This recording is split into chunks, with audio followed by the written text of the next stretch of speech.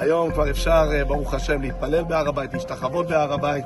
אנחנו מודים לקדוש ברוך הוא על כך, ונמשיך. אנחנו כאן תפילה בשלומם של החטופים, שיחזרו הביתה כולם בשלום לניצחון במלחמה. את האויבים מכסחים.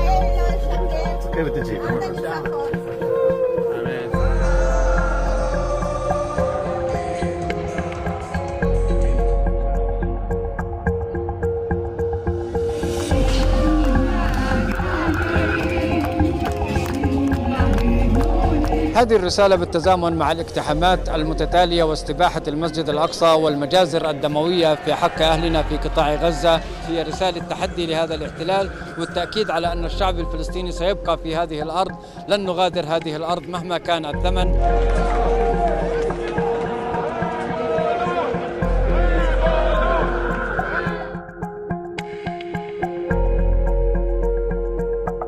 אנחנו נשמור על ירושלים מאוחדת, שלמה, בריבונות ישראל.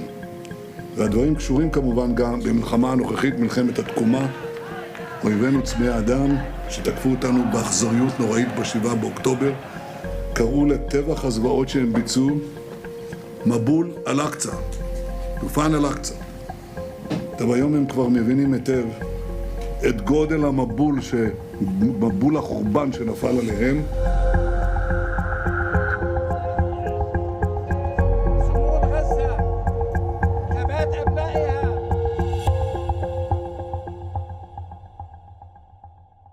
Don't try to tell me that Gaza is not occupied. Israel controls the borders. They control sea access. They control the airspace. They decide how much food they can even have, how much water, whether they can have fuel, whether or not they can even turn the lights on in their own homes. Israel decides all of that. They decide whether or not they have internet access. I don't know how much more occupied you can be. It's as occupied as a concentration camp.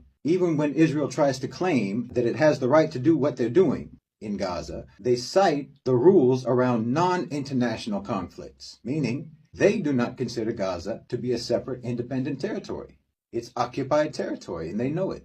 And even the arguments that they use to claim that it isn't occupied territory prove that it is.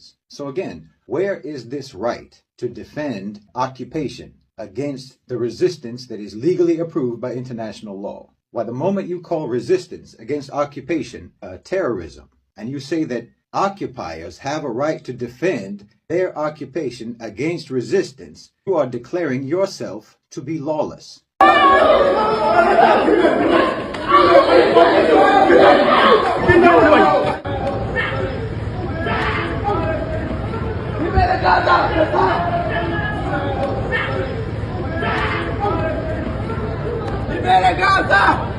Libera Gaza! Arrête de violer! Free Gaza! Free Gaza! Free Palestine!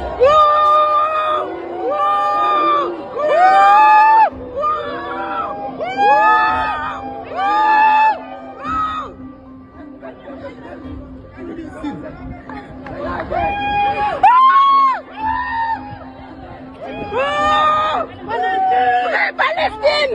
Free Palestine! Cachez-vous!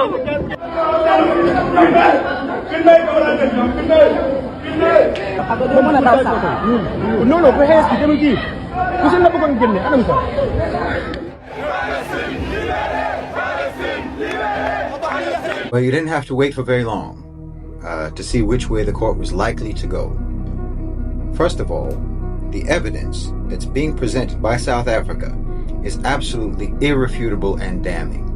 Their case is supremely well evidenced and meticulously detailed, and literally cites the genocidal words of Israeli officials themselves, including Netanyahu himself.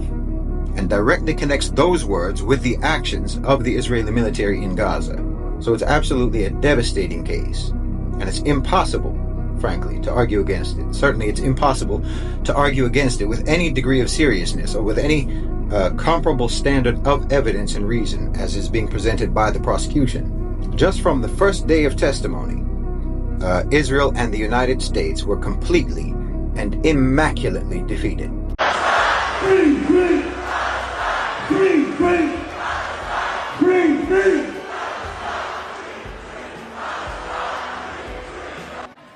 We're live at the parade. Yeah, let's go, everybody. What's better than this?